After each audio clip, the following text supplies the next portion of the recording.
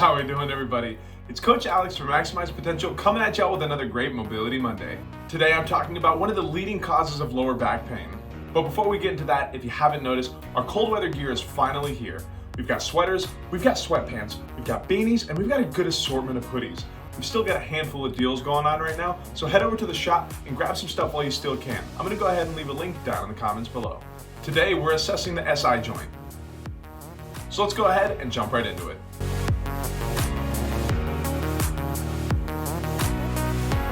So today we're going to be talking about one of the leading causes of lower back pain. Now, a lot of the time whenever we have low back pain, we immediately go towards the vertebrae or the surrounding muscles. Well, I'm here to tell you that there's one very neglected spot that is affecting millions of people around the globe. This specific spot is going to be the sacroiliac joint, or our SI joint. The SI joint is located within the pelvis.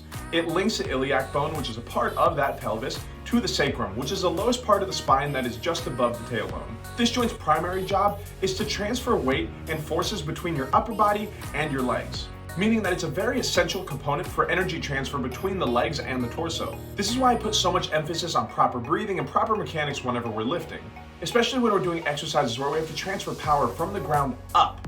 It doesn't matter how strong our legs or our upper body is. If that core is soft or if that lumbopelvic complex is not ready for a specific load, then we can possibly cause injury to this SI joint. Now, we know that we want our bodies to move well and be mobile, but we don't necessarily want all of our joints to move too much. As I mentioned, those SI joints are primarily used for the transfer of energy between the lower body and the upper body.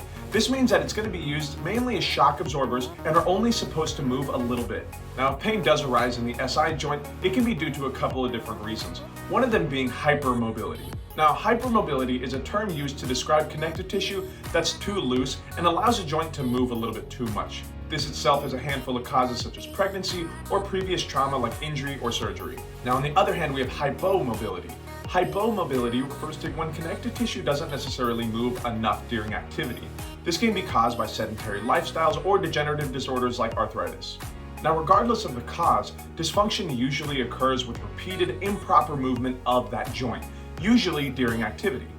Now, regardless of how the pain or the discomfort arises, dysfunction of the SI joint usually occurs with repeated improper movement of the joint, when the joints move too much or when they move too little during activity.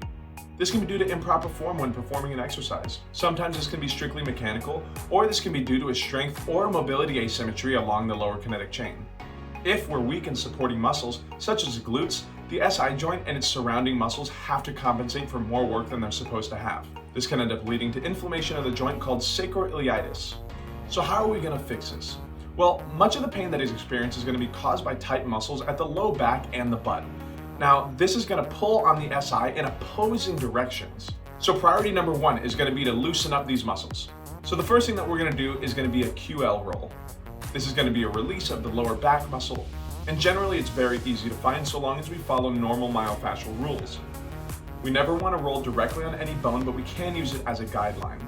So staying away from the spine, staying away from the hip crest, and staying away from the ribs. We're going to go ahead and place a lacrosse ball into that meaty square right there that's just offset from the spine. Now we're going to go ahead and lay back on that as we keep both of our knees bent. Now, if we have this ball on the right side of the low back, we're going to go ahead and take a good inhale, exhale, and raise that right knee. This should put a little bit of extra pressure into that ball. We're going to take another inhale, and on that exhale, go ahead and grab that knee. Now, we're going to go ahead and use this knee kind of like a joystick. Anywhere that this knee goes, pressure is usually going to follow in that low back.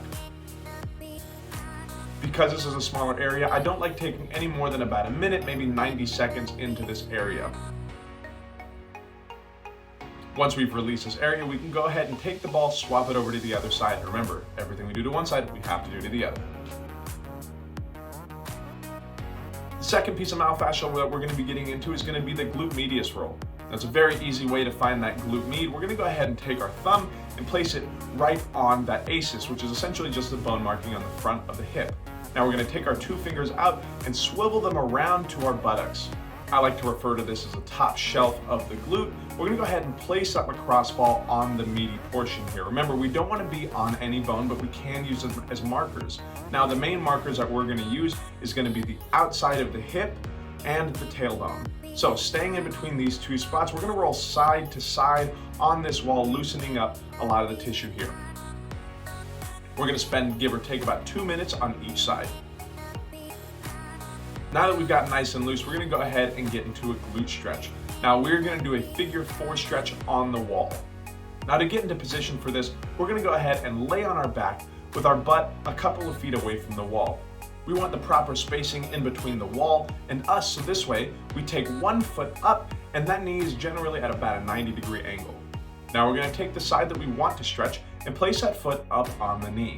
This is gonna give that leg a good external rotation and allow us to stretch some parts of the glutes that we normally wouldn't be able to get into. If we'd like to get into a little bit more of a stretch, you can take that same side hand and press lightly on that knee. We're gonna hold this here for about a minute on each side. As I mentioned earlier, much of the pain and discomfort can be caused by deconditioned surrounding muscles. And one of the most important muscles that we need to make sure is nice and strong is going to be that glute med. So the way that we're going to get into this is going to be clamshells. Now to set this up, I want us to start on a wall.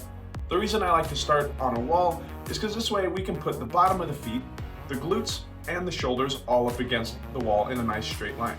Now staying in this good bent knee position, we're going to keep the feet together as we raise the knee up towards that ceiling with a good squeeze in that glute.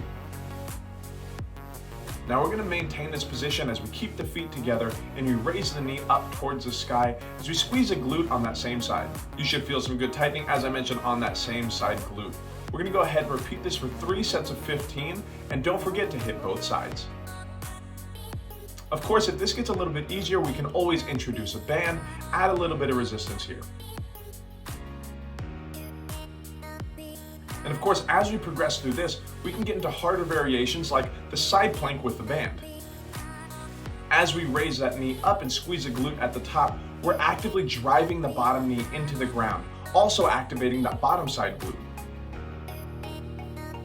And of course, always modify these exercises as needed. That's about all I got for us today, y'all. Hope we learned something new. If you have any further questions on SI pain or would like further intervention, go ahead and book a 30-minute mobility session with me.